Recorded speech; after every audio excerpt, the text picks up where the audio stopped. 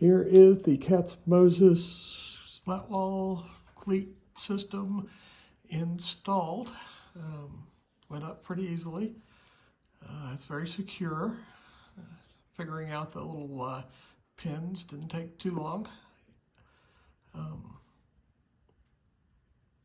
I've got the medium mallet, etc. holder.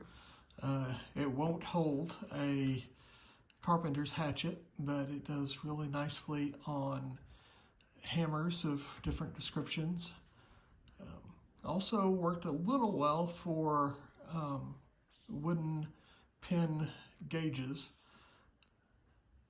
And then I have both the small and large holders for various things. You see I have the draw knife and a 24-inch ruler for a combination gauge. Up here I have my variety of small combination squares.